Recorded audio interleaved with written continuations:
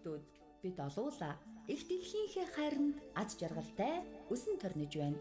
Хүүхэд бүр байгаль орчин зинхэр гаригаа харлах хүсэл тэмүүллээр нэгдэцгээе. Бидний хайраар их дэлхийн минь дутах учиргүй. 2013 он байгаль орчны боловсролыг дэмжих жил. Сайн байцгаана уу эрхэм хүндэт үзэгчдээ, та бүхэн татаа сайхан амарцгааж байна уу?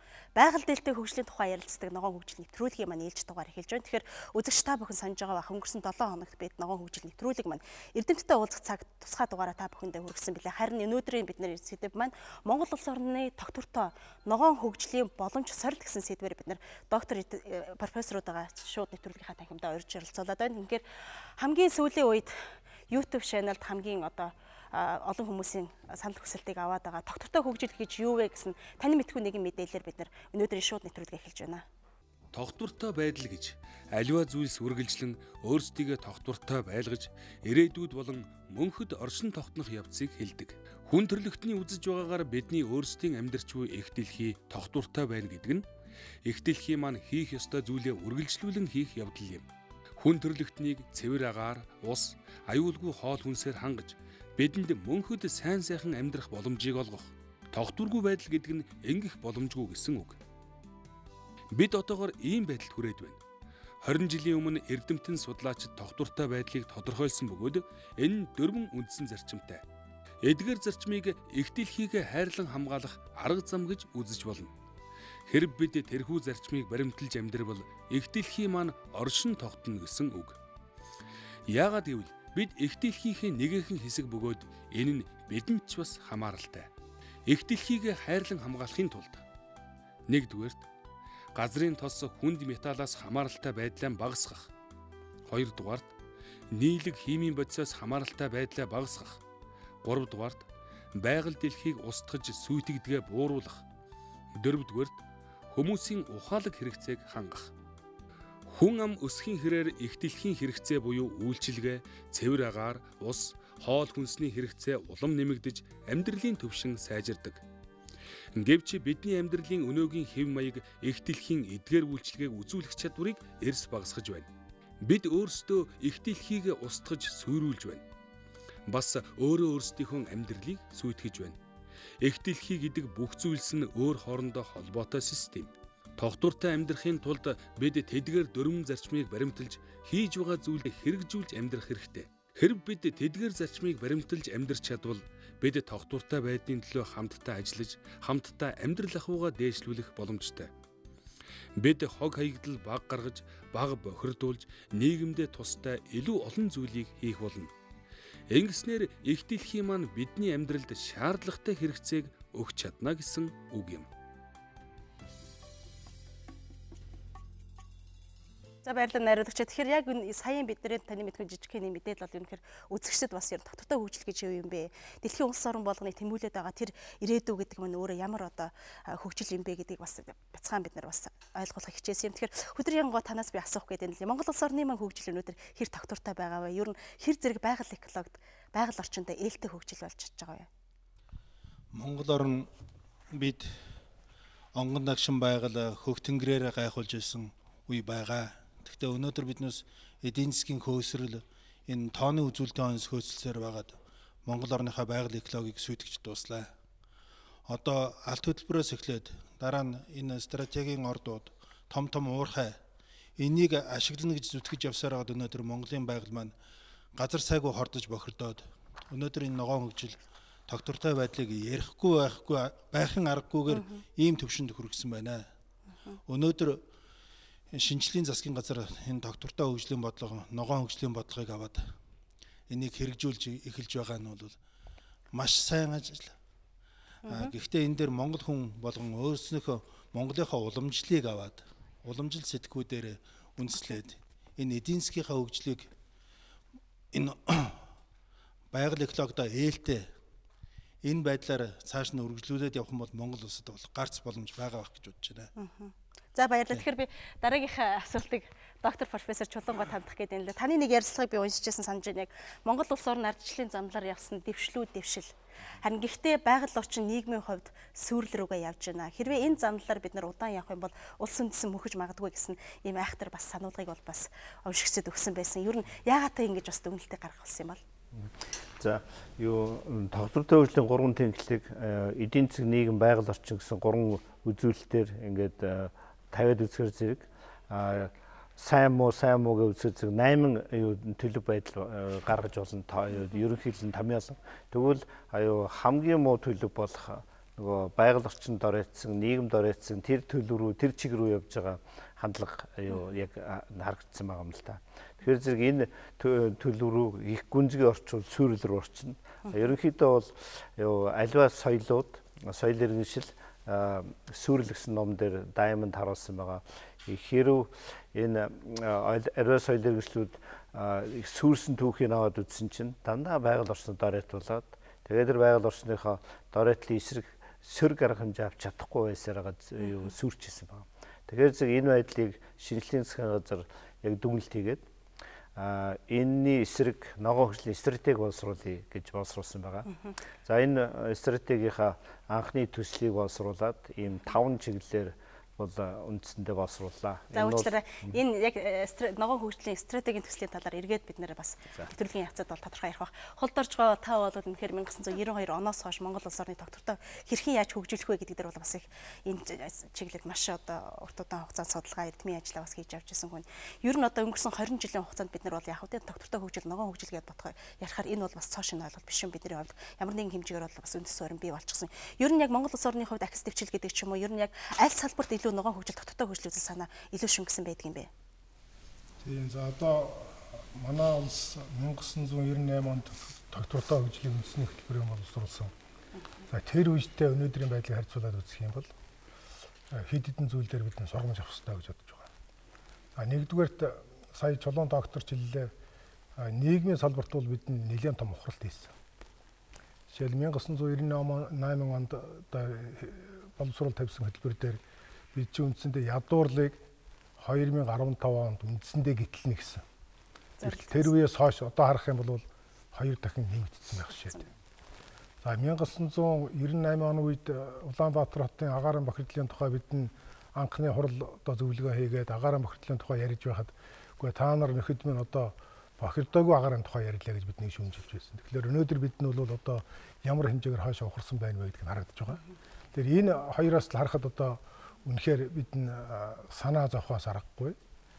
Ер нь одоо юу хийх ёстой юм бэ гэдгээр бодоод үзэх юм бол засгийн газруудын үүрэг хариуцлага дээр л онцгой анхаармаар юм шиг байна. Би бол тэгж бодож байгаа. Яг энэ хоёр салбар дээр засгийн газрууд бол ер нь анхаарал тун сулруулсан.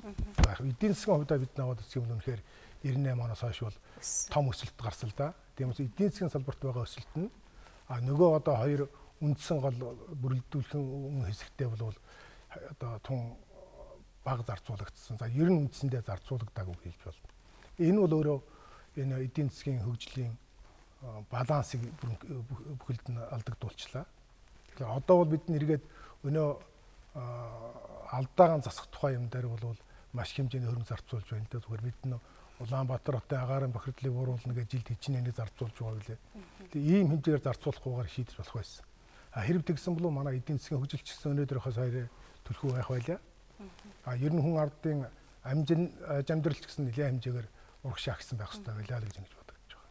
За баярлалаа. Тэгэхээр үзэгчдээ ногоон хөгжил ток шоу маань ерөнхийдөө ганц байгаль орчны асуудал гэхээсээ илүүтэй бас энэ одоо өнөөдрийн шууд нэвтрүүлгээс эхлээд бид ногоон хөгжил, тогтвортой хөгжил, ногоон өсөлт, ногоон эдийн засгийн асуудлуудыг бид бас эрдэнэт докторуудаа үзэгч та бүхэндээ уулзуулах ийм одоо бас боломжийг та бүхэнд олгож байгаа. Тэгэхээр өнгөрсөн 7 хоногоос эхлээд бид нийгмийн шин мэдээллийн хэрэгслээр маш олон хүмүүс маань энэ ногоон хөгжил өнөөдрийн бидний ярилцах сэдвүүдээр бол маш их өөрсдийнхөө үнэтэй санал сэтгэлдлүүдийг бол үлдээсэн байгаа. Тэгэхээр бүгдээрээ одоо мөнхцөл сэтгүүлчтэй холбогдоод эргээд студид ярилцлага өрнүүлье. Дөргийн ногоон хөгжлийн нэвтрүүлгийн захин хуудсанд тавтаа морилно. Тэгэхээр ногоон хөгжлийн нэвтрүүлгийн захин хуудсанд за яг одоогийн байдлаар 19360 гаруй хүн хандаж лайк дарсан байна. За бид энэ удаад доктортой хөгжлийн асуудлаар ярилцахаар за олон нийтийн дунд манай улс байгаль орчин сөрөг нөлөөгүйгээр хөгжиж чадж байна уу гэсэн энэ санал асуулгыг явуулсан байгаа. За энэ санал асуулгыг бид даваа гарагт байрлуулсан. За түүнээс хойш яг өнөөдрийн байдлаар за үгүй гэсэн хариултыг за өнөөдөр 1158 хүн яг одоогийн байдлаар сонгосон байна. За харин тийм гэсэн хариултыг 211 хүн сонгосон байна. За мэдэхгүй гэсэн хариултыг 180 хүн сонгосон байна. За өөрөөр хэлбэл үзэгчид хамгийн олон хүн маань за манай улсын хөгжил байгаль орчинд сөрөг нөлөөтэй байна гэсэн энэ дүгнэлтийг гаргажээ. За үзэгчдийнхаа бас та бүхэнд мэдээлэл хүргэх гээд за Болор Гиндарам гээд манай энэ үзэгч маань за 20 дугаар зуунаас хойш бол 21 дугаар зуунаас газрынхаа хөвлийг хайр найргүй ухаж эхэлсэн маань гонигтай байна. За эвдэлж сүйтгэн ухаж ангидсан газартаа анхаарал арчилгааг за доктортой хийснээр бид ногооноор хөгжих болов уу гэсэн ийм санал асуудлуудыг одоо шүүмжлүүдийг маш их иргэд оруулсан байна. Тэгэхээр бидэнтэй хамтаж бас санал бодлоо хэлж байгаа үзэгч та бүхэнд баярлалаа. За шууд нэвтрүүлгийн дундуур за бидний доор гарч байгаа хаягаар бас та бүхэн саналаа хэлэх боломжтой. За баярлалаа. Тэгэхээр Цэдэн дам доктор профессор бас манай нэвтрүүлгээд урилгаар оролцож байгаа. Ер нь та манай сайт дээр нийгмийн шин мэдээллийн хэрэгслээр хийж байгаа хүмүүсийн саналтаа хэр зэрэг нийцэж байна? Эсвэл өөр санал бодолтой байна уу? Гэхдээ ер нь бол бид бүгдээрээ л мэдж байгаа доктортой хөгжлийн гол зорилго бол байгаль орчноо хайрлж хамгаалах, за байгаль орчинд ээлтэй юм эдийн засгийг хөгжүүлэх ийм л хандлага байгаа шүү дээ. Тэгэхээр энэ байдал бол манад сүүлийн жилүүдэд бол хүнд байгаа. Би одоо хөдөр ян таач санал нэг байна. Энэ асуудал бол маш их тулгымцсан асуудал.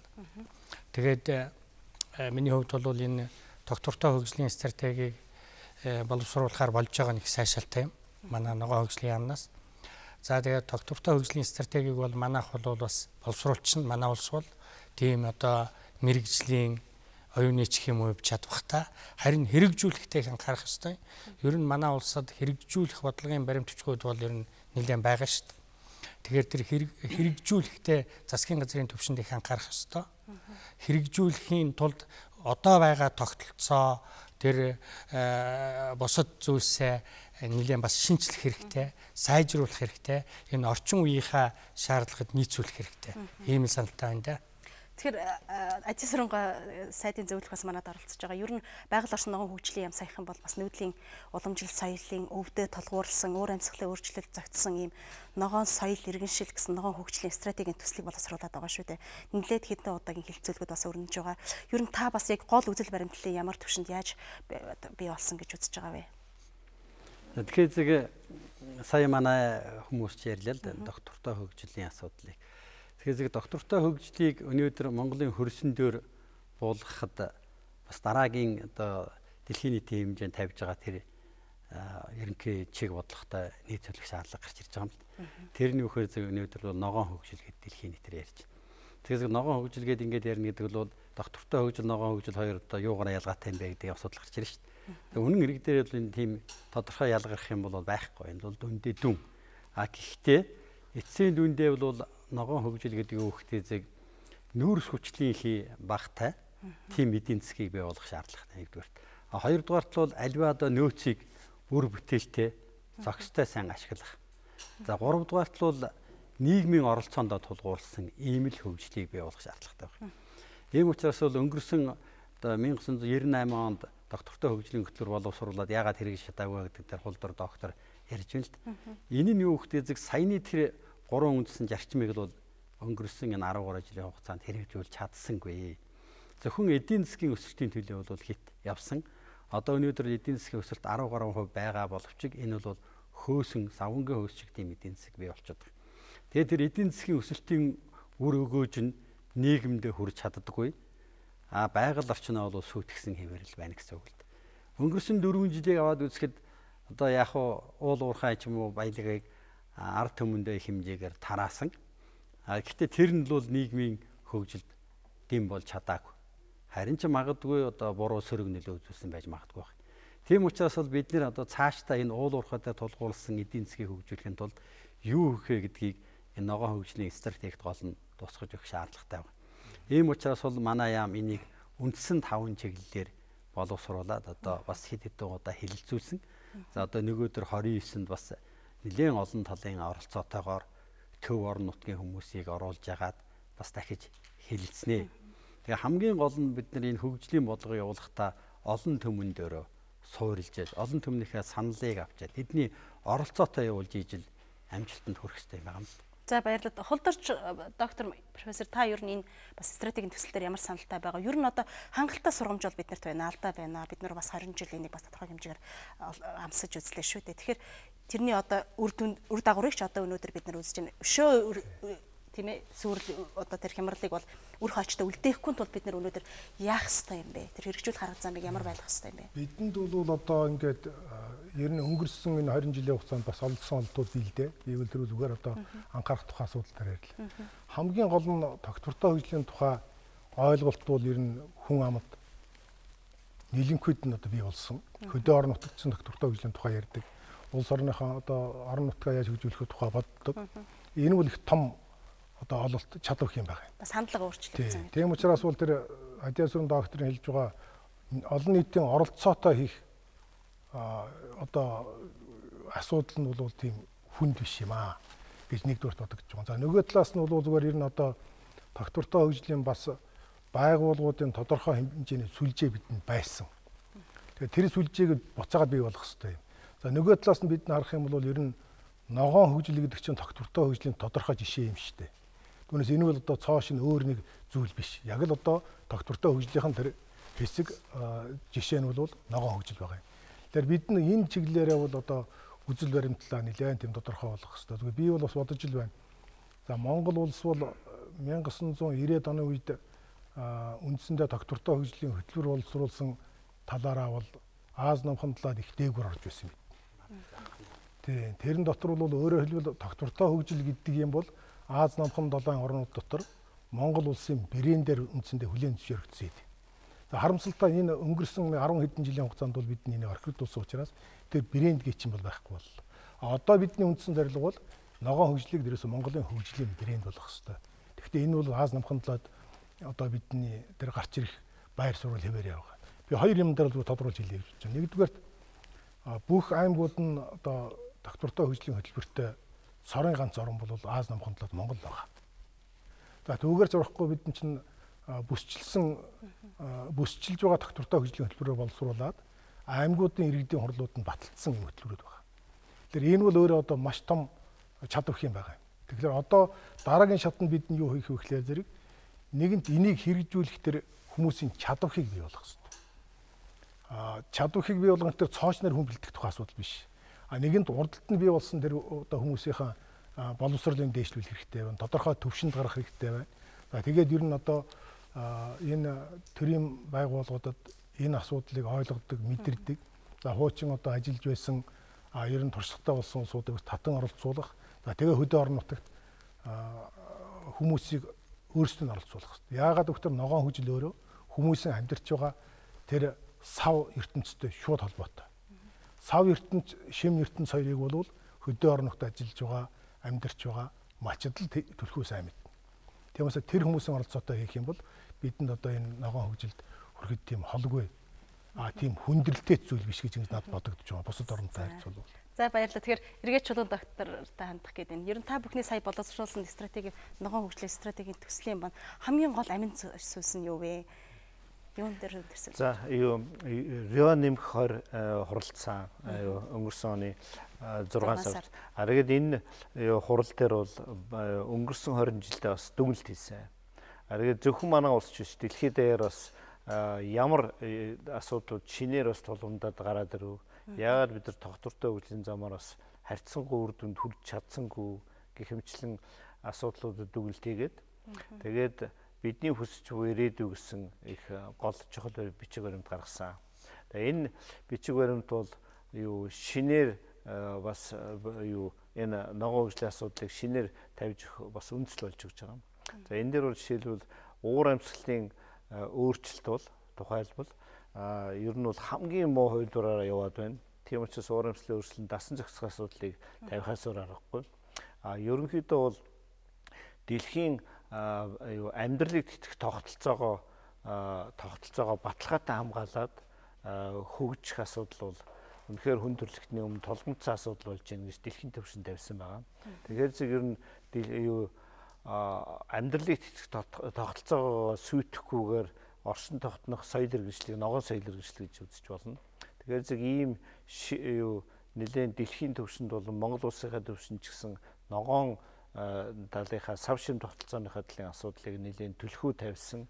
Тэгээд тогтвортой хөгжлийн хөдөлгөөн баримтлан хадгалсан ийм стратеги дэвшүүлсэн байгаа. Тэгээд энэний шинээр гарсан тулгымцсан асуудалтай уялдуулаад уур амьсгал зөгцсөн хөгжил энэ дээр бол дасан зохицох, хүлэмжийг бууруулах хөгжлийн асуудлуудыг харилцан уялдаатаагаар хийвэл дэлхийн чашил бүгдэлтэй Монгол чашил бүгдэлтэй Монгол хүн чашил бүгдэлтэй гэсэн логикоор нэгдүгээр тийм чиглэлээр хоёрдугаарт бол ногоо эдийн засгийг бол саяын Риогийн хурал дээр болохоор зэрэг бас ингээд ер нь дэлхийн улсууд бол зөвлөсөн байгаа. Энэ бол хөгжлийн нэг чухал арга хэрэгсэл юм гэсэн тийм. Тэгээ ногоо эдийн засаг. Гурав дахь нь бол тогтвортой хөгжилд хүрэх засаглалыг бичүүлэх шаардлагатай байна. Засаглал бол ерөнхийдөө энэ гол тулгуур гурван асуудлаа цогцоор нь дандаа байгаль орчин нийгэм эдийн засгийн асуудлаа дандаа цогцоор нь авч үзэх шаардлагатай байна. Тэр чиглэлээр арай бүх нөгөө айдээсрын доктор хэлсэн шиг бас бүх ард түмнийх оролцоотойгоор бас хэрэгжүүл болох шаардлагатай байна. Засаглалыг бүх төвшөнд бэхжүүлэх хэрэгтэй гэж гаргасан байна. За тэгээд дээрэс нь бол түрүүчийн бас дэвшиж гарсан ядуурлыг арилгахаас гадна бас нийгмийн тэгш байдлыг хангах асуудал их өндөрт зүйлийг тавигдсан байгаа.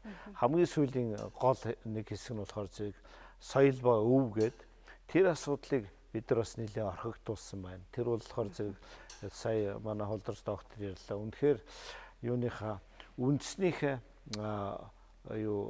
уламжил дээр байгаль соёлын өв дээр тулгуурлаж иж шинэ технологиг нэвтрүүлж иж хөгжих тийм бодлогыг гаргаж ирэх шаардлагатай. За баярлалаа. Эргээд бас докторуудтайгаа ярилцах боломж олдог. Манай нэвтрүүлэг уламжлал ёсороо нэвтрүүлгийн маань албан ёсны хуудсанд байнга зочилдог хүмүүсээс нэг хүнийг заавал урилгаар оролцуулдаг байгаа. Тэгээд энэ удаа бол манад иш галдангийн Бямпхүү гэдэг нэрээр байнга манад оролцож өөрийнхөө бас үнэтэй санал хүсэлтэй сэтгэлдээ бид нарт үлдээж байдаг ийм одоо бас нэг доктор манад оролцож байгаа. Тэгэхээр тань руу би бол саяын бас чулуун докторийн ярилцлаганд гарлаа ногоо эдийн засгийн чухал ач холбогдлыг бол хэлж явах шиг байна. Ер нь Монголын хүрээ эдийн засгийг ногооруулах боломж нөхцөл танд харагдаж байгаа юу? Уучлаарай микрофон хардгая.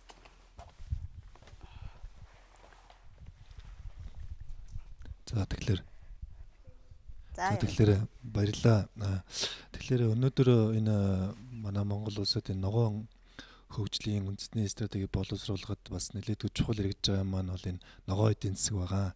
Тэгэхээр энэ ногоо эдийн засаг гэдэг юм яагаад өнөөдөр дэлхийн улс орнууд одоо доктортой хөгжил, ногоо хөгжлийг хангахад чухалжилж үзэх болоо гэдэг дээр бол би нэг хэд хэдэн жишээ ярих гэж бодож байна л да. Өөрөөр хэлэх юм бол 1981-ээс 2005 оны хооронд бол манай дэлхийн нийт эдийн засаг бол 4 дахин өссөн гэсэн юм тооцоо бол байдаг. Тэгэхээр энэ маш их өсөлтийг авчрахтаа бол байгаль орчны одоо эрсдэл, за экологийн доройтол бол ойролцоогоор 60% нэмэгдсэн гэсэн ийм тоо баримтыг бол олон улсын эрдэмтэд бол гаргасан байдаг.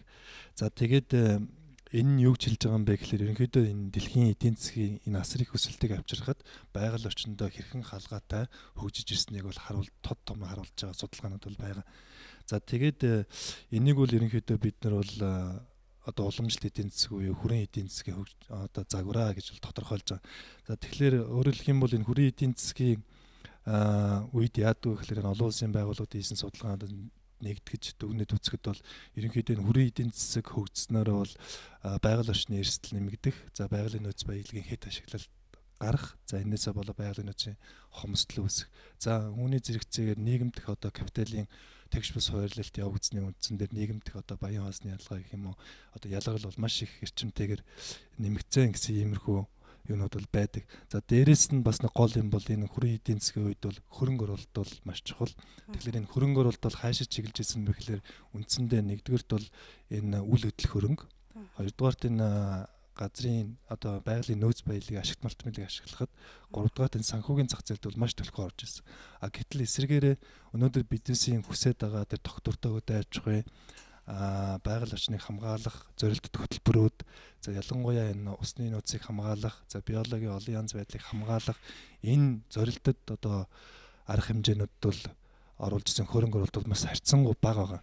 Тэгэхээр энэ бүлэгний дүгнэлт үзэхэд бол өнөөдөр дэлхийн нийтийн өмнө тулгамдаад байгаа бас нэг асуудал бол юу вэ гэхлээр энэ байгаль орчин, нийгэм эдийн засаг, за хүний нийгмийн энэ тогтолцоог ижил төвшөнд авч явж чадах үз ийм эдийн засгийн хөгжлийн шин загвар бол яалтч байхгүй хэрэгтэй гэдэг нь бол маш олон судалгаа, маш олон эрдэмтдийн юмсал гарч ирж байгаа. Тэгэхээр энэ бол өнөөдөр бол юу гэсэн үг вэ гэхлээр одоо яг та биднээс яриад байгаа ногоон эдийн засаг.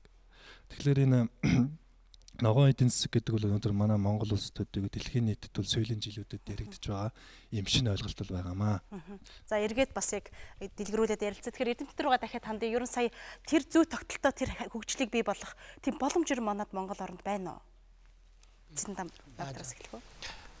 За ногоон хөгжлийн стратегийг хэрэгжүүлэх. За ногоон гэдэг маань бидний хувьд бол маш энгийнээр хэлэх юм бол ногоон уулуурхай буюу байгаль орчинд ээлтэй уулуурхайг бий болгоно. Ногоон хөдөө аж ахуй буюу бас байгаль орчинд ээлтэй. За тэгээ ногоон хот байгуулалт энэ төргээд олон зүйл рүү орно. За энэ бүгдийг хийхин тулд бид бас дөрвөн хулд орж профессор Чарлаа бидний хөгжлийн бодлого төлөвлөлтөнд бас тодорхой алдаа байна. Тэгэхээр бид энэ хөгжлийн бодлого төлөвлөлтөө сайжруулах хэрэгтэй. За миний бодлоор бол энэ эдийн засгаа энэ одоо ногоон хөгжлийн стратегийг хэрэгжүүлэхийн тулд бид одоо дэлхий дээр бол ийм хоёр хандлага байгаа. Нэг нь дээрээс засгийн газрын төвчнөөс санаачлаад хөгжлийн бодлого төлөвлөлтийг явуулдаг. За энийг топ даун хандлага гэдэг англиар. За нөгөөх нь бол bottom up хандлага гэдэг энэ дороосоо их санаачлагаар явдаг хандлага. Олон нийтийн оролцоотой. Тий. Тэгэхээр бид ямар хандлага руу орох ёстой вэ гэхээр ногоон хөгжлийн стратегийг хэрэгжүүлэхийн одоо амжилттай хэрэгжүүлэхийн тулд энэ дороос одоо ард иргэд хувийн хөвшил саналаа тусгасан, идэвхтэй оролцсон тим бодлогоор тодорхой хөтөлбөрүүдээр одоо бусад хөгжлийн бодлогын баримт бичгүүдээр хэрэгжүүлнэ шүү дээ. Одоо стратеги. Энэ стратеги минь нэлээд урт хугацааг амрах байх гэж би бодож байгаа л да. За хоёр дахь нэг нь бол ерөөсөө дэлхий дээр хэрэгжүүлж байгаа энэ хөгжлийн энэ гол арга хэрэгсэл болж байгаа энэ кластерууд гэдгийг бид хэрэглэх ёстой. Кластер гэж юу вэ гэхээр одоо хувийн хөвшил, засгийн газар, тэгээд судалгаа шинжилгээний байгууллагын ийм гурвалсан ийм нэгдэл байна. Одоо дэлхийн маш олон оронд ялангуяа өндөр хөгжсөн орнууд бол ерөөсөө эдийн засаг хөгжил нь кластерууд дээр тулгуурлаж явж байна. За манай улс тэгэхээр энийг кластеруудыг бий болгож одоо ингэх нь шүү дээ. Хувийн хөвшил нь боловсрол шинжилгээ ухааны байгууллагууд нь өөрөөр хэлбэл техник технологи сайн мэддэг нь одоо бидэнд ногоон технологи хэрэгтэй, байгаль орчинд ээлтэй технологи.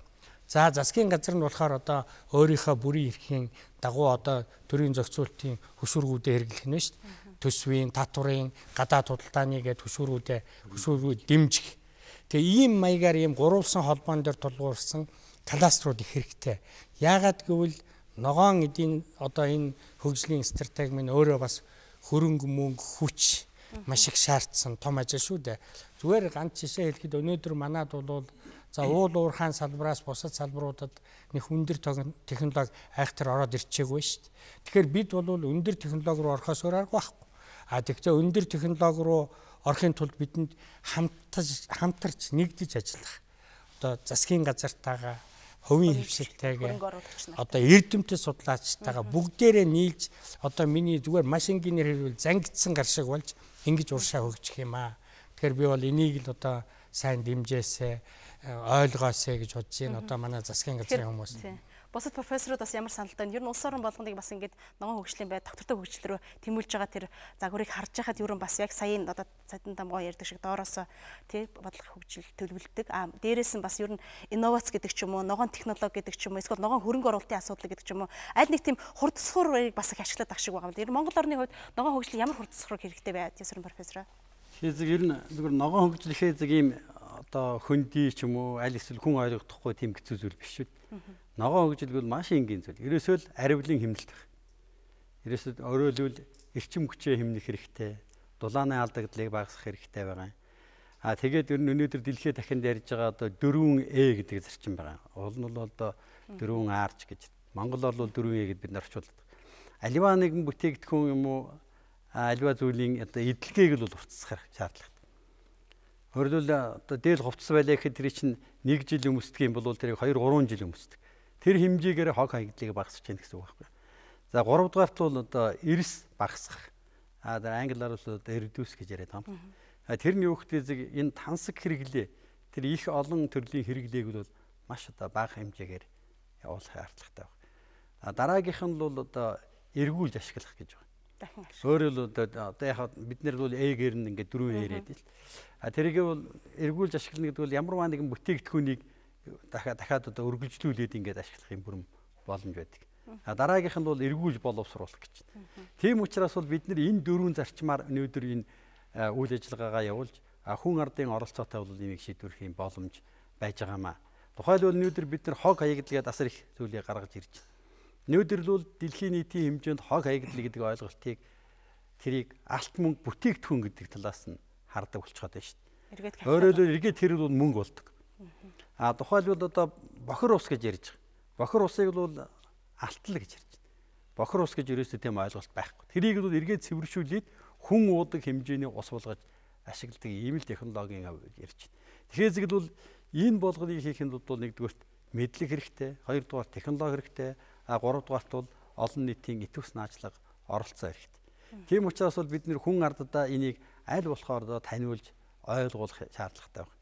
Өнөөдрийн бидний энэ телевизийн нэвтрүүлэг гэдэг чинь л одоо олон түмэнд мэдээлэл өгж байгаа нэг юм чухал хэрэгсэл байгаа.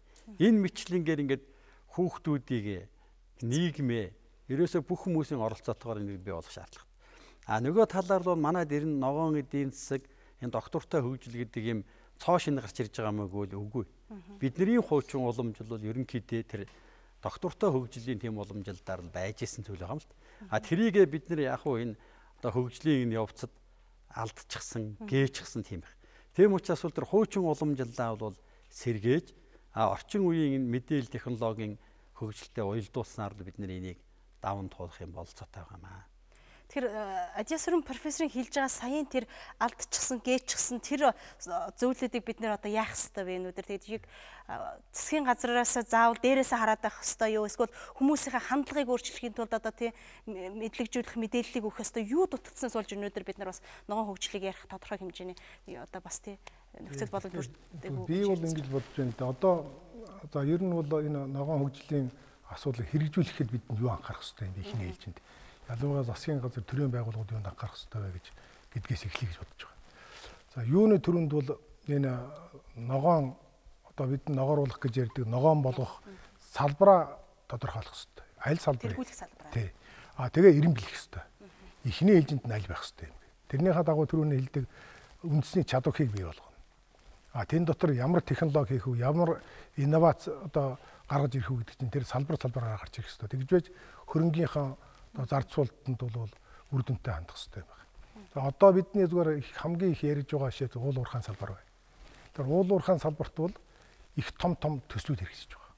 Ер нь одоо хөгжлийн бодлого хэрэгжихтэй төслөө дамж хэрэгжиж байгаа л да. Тэгэхээр тэр төсөл дотор уурхай нээх тэг яг одоо адилхан зэндаанд бол уурхай хаах тухай стратеги явах хэрэгтэй. Өөрөөр уурхай нээж байхад уурхай хаах стратеги бэлэн болцсон байх хэрэгтэй. Тэгж байж бидний хөрс уултаа бол одоо уурхай хаахад эхний одоо хөрсөө хаана хадгалах хэрэгтэй юм, яаж тэрнийгээ нөхөн сэргээлт хийх хэрэгтэй юм бэ? Ерөөсөө уурхай дуусахад тэр хоосны хүлдэх хэрэгтэй юм уу? Эсвэл тэрнийг одоо хүн ардад нийгэм хэрэгтэй өөр зүйл болох хэрэгтэй юм уу? Музей болгодог юм уу? Зугаалгын газар болгодог юм уу? Аялал жуулчлалын газар болгодог юм. Би жишээлх юм бол Солонгос бол уул уурхайн том орн биш шүү дээ. Солонгост байхад бидний жижигхэн одоо нэг нүүрсний уурхайн одоо хаац нүүрсний уурхай байсан. Дотор нь яг одоо нүүрс олборлдог тэр музей хэлбэртэй хийгээд тэгээд тэнд нь хүмүүс хооллоо сууж. Тэгээд тэр улсууд нь хэлж байгаа. За одоо жуулчид таа бүхэн бол энэ дотроос одоо болж өгвөл нүүрс олоороо гэж. Тэгээ тийм хэлбэрээр өөрөлдөө цаашдаа бид нь өнөө төслийг бий болохдоо хаах тухайгаа одоо бодох хэрэгтэй. Их олон төсөл дээр хаах тухай ерөөсөө бодоогүй. Тэр хаах стратеги гэж ярьдаг л да, дуусгах стратеги юм уу, exit strategy гэж нэртэй. Тэр хэсгүүл ерөөсөө одоо альж төсөлд байхгүй. Тэгэхээр би бол уурхай дэрдгүй жишээ авч ярьж байгаа. Бүх төслүүд ухаандаа одоо нийгмийн салбарт явж байгаа төсөл ч хийдэ гэсэн төсөл дуусахад Энэ төслийг цааш нь хэн авч явах вэ гэдэг асуудал нь зайлшгүй хийгдэж байх хэрэгтэй гэж ингэж бод. Энэ хоёр зүйл бол одоо хамгийн түрүүнд энэ Адиасурын доктор ярьсантай холбоотой бидний бодох хэрэгтэй юм аа гэж. За баярлалаа. Би хөдөр янар тань руу эргээд хандах гэдэг юм л да. Тэгэхээр мэдээж ногоон хөгжил гэдээ ярихад ногоон эдийн засгийн тухай ярьж जैन. Тэгээ уул уурхай аль салбарт тэргүүлэх ёстой вэ гэд ерөнхийдөө байх ёстой салбар чиглэлүүд бол яригдчих шиг байна. Энд бас орхигдоод байгаа нэг зүйл миний бодлоор эрчим хүчний асуудлыг яаж бас ногооруулах вэ? Яаж байгаль эхлээд ээлтэй сэргийгт эрчим хүчийг яаж одоо аль болохоор төлөх үү? Одоогийн байдлаас илүү одоо хувьтаагаар хэрэглэх вэ гэд Монгол орн бол нар салхины асар их хөх нөөцтэй гэдгээрээ бол алдартай. Тэгэхээр яг өнөөдөр бид нар сэргийгт эрчим хүчээ бас төдийлөн бас өссөн хэмжээнд хэрэглэж чадахгүй байгаа шүү. Тэгэхээр энэ тал дээр та бас ямар байр суурьтай байгаа л. Монгол улсад сэргээгт эрчим хүчний асар их нөөц бий. Нар салхи усны игээд. Гэтэл өнөөдөр биднээс энийг ашиглахын оронд энэ нүүрс газрынхаа баялагийг шатааж энэ хэрэгцээг хангаж байна. Энэ бол өнөөдрийн байдлаар бидний харж байгаагаар энэ Улаанбаатар хотын маань агаарын бохирдол юунаас болоод ингэж үүсч вэ? Энэ бол нөгөө нүүрсээ шатаадаг, айл өрхүүд нь түүхийг нь төлдөг. Энэ бүх байдал руу орсоор байгаад сэргээгт эрчим хүчийг ашиглахгүй байсаар байгаад энэ боломжоо бид ашиглаагүй. Тэгээ бэлэн юмыг ингэж ашигласаар байгаад ийм байдал хүрлээ. Ашиглах боломж байгаа юу? Ашиглах боломж байлгүй яах вэ? Монгол улс нарны эрчим хүч Европоос 1.3 дахин илүү тусдаг, тийм ээ? 1.3 дахин илүү тусдаг. Өнөөдөр салхины салхитын цахилгаан сэнсний тавьснаар эрчим хүчний 4% хангаж байна. Энэ шиг юм станцууд Монголд маш олноор байгуулах юм бол бид эрчим хүчнийхээ нэлээдгүй хэрэгсээг сэргээгт эрчим хүчээр хангах болцоотой боломжтой байгаа юм. Нар ер нь гол нь нар салхины эрчим хүч. Тэгээд энэ байгаль дээлтэй технологиг авч ашиглах, энийг нэвтрүүлэх, энэ ажлыг маш эрчимжүүлэх хэрэгтэй байгаа юм. За өөр хэлэх. За баярлалаа. Тэгэхээр эргээд нэвтрүүлэг дуусгахаас өмнө мөнгөцөд сэтгүүлчтэйгээ холбогдъё. Бас яг шууд нэвтрүүлгийн үеэр нийгмийн мэдээллийн хэрэгсэл татаж байгаа маш олон үзэгчид байх шиг байна. За тэгэхээр бас байгаль орчин дээлтэй хөгжил гэдээ ярихаар бас одоогийн байгаа хууль тогтоомж маань юу нэг ногоон хөгжлийг бий болгох гэж чадахгүй байна уу? Үгүй юу гэсэн асуудлаараас үзэгчдтэйгээ Facebook хуудасаар ярилцсан байгаа. За тэгэхээр энд бол Чингачгук, Чак, Заяхуу, Дайри, Болд, Совд, Болдотор гэсэн хүмүүс маань хууль тогтоомжоо биелүүлэхгүй штэ гэсэн ийм зүйлүүдийг маш их хэлсэн байгаа. За энд Чингачгук, Чак гэд манай байнгын бас оролцогчийн саналыг би та бүхэнд тодруулж харуулъя. За хуулийг жигд сахиулж чадвал манай улс урагш хоёр алхаж харин хоошоо алхахаа болох болов уу?